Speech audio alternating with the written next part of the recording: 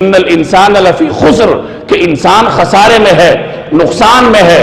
اب اس نقصان سے بچے گا کون؟ وہ شخص بچے گا جو کچھ باتوں کا التزام کرے۔ الا الذین آمنوا، اس شخص کے سوا جو ایمان لاتا ہے، وعملوا الصالحات، نیک عمل کرتا ہے، وتواصوا بالحق، دوسرے کو حق کی تلقین کرتا ہے، وتواصوا بالصبر، اور دوسرے کو صبر کی تلقین کرتا ہے۔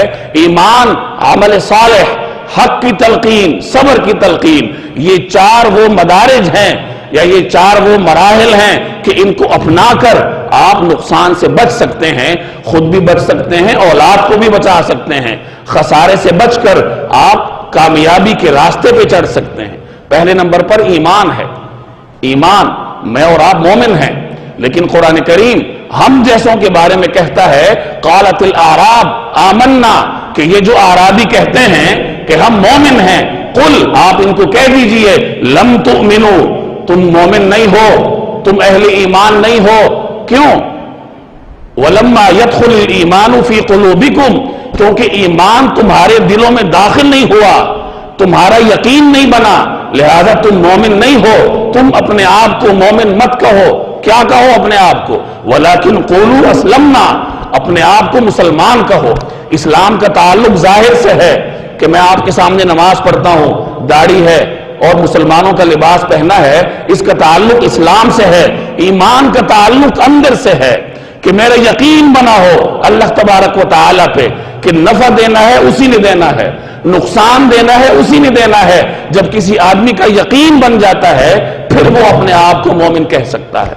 چنانچہ حضرت عمر رضی اللہ تعالی عنہ کا ایک معروف واقعہ آپ کو ان کی سیرت میں ملے گا کہ وہ ایک مرتبہ رات کو گردش پر تھے، نگرانی کر رہے تھے مدینہ طیبہ کی گلیوں میں۔ یہ ان کی عادت تھی کہ وہ رات کو آرام کرنے کی بجائے مدینہ طیبہ کی گلیوں میں چلتے پھرتے تھے، لوگوں کی نگرانی کرتے تھے۔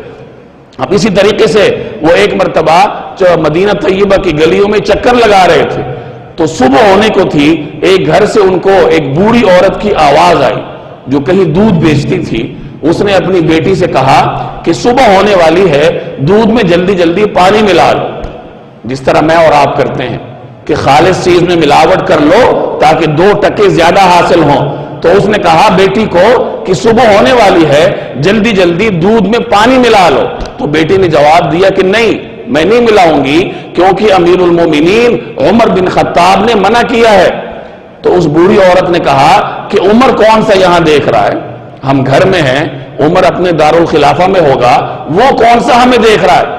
تو بیٹی نے جواب دیا عمر اگرچہ نہیں دیکھ رہا لیکن اللہ تو دیکھ رہا ہے۔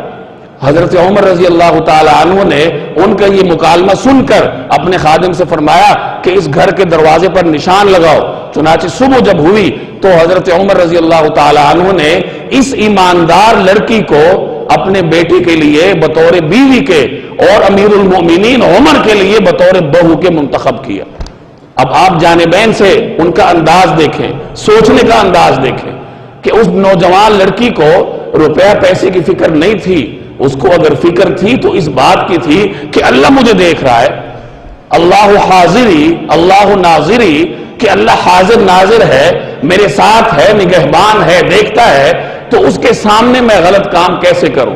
اور حضرت عمر کا انداز بھی دیکھیں کہ انہوں نے ایک متقی لڑکی کو کامیاب لڑکی سمجھا اور خلیفۃ المسلمین کا بہو بنایا۔ یہ نہیں دیکھا کہ اس کا سٹیٹس کم ہے، اس کی برادری کچھ اور ہے، وہ چھوٹے سے مکان میں رہتی ہے اور 22 لاکھ مربع میل کے حکمران کے بیٹے کی وہ بیوی کیسے بنے۔ تو یہ ان کا تصور کامیابی تھا کہ وہ کامیابی کس چیز کو سمجھتے تھے اور ان کی نظر میں ناکامی کیا تھی۔ اور اس لڑکی کے ایمان کو بھی دیکھیے۔ تو اس قسم کا ایمان بنانے کی ضرورت ہے کہ مسجد میں تو نماز پڑھ لی، لیکن جب گھر میں گئے، جب بھی آپ کے دل و دماغ پر یہ فکر طاری ہو کہ اللہ جل جلالہ دیکھتا ہے، اگر ملاوٹ کرنی ہو تو پھر دل یہ آواز دے کہ اللہ دیکھتا ہے۔ کوئی بھی غلط کام کرنا ہو تو فوراً دل سے یہ آواز اٹھے کہ یہ غلط کام میں کیسے کروں، اللہ دیکھتا ہے۔ جب یہ تصور دل میں پیدا ہوگا جب جا کے انسان اہل ایمان میں سے شمار ہوتا ہے۔ تو یہ پہلی چیز ہے، پہلا سٹیپ ہے خسارے سے بچنے کا کہ الا الذین آمنوا، جو لوگ مومن ہیں جن کے دلوں میں یقین ہے وہ اس خسارے سے بچ جائیں گے۔ دوسرے نمبر پر نیک عمل، کہ پھر نیک عمل بھی کرنا پڑتا ہے۔ جب ایمان ہوتا ہے تو عمل صالح خود بخود آتا ہے، اگر ایمان ہو حقیقی معنی میں۔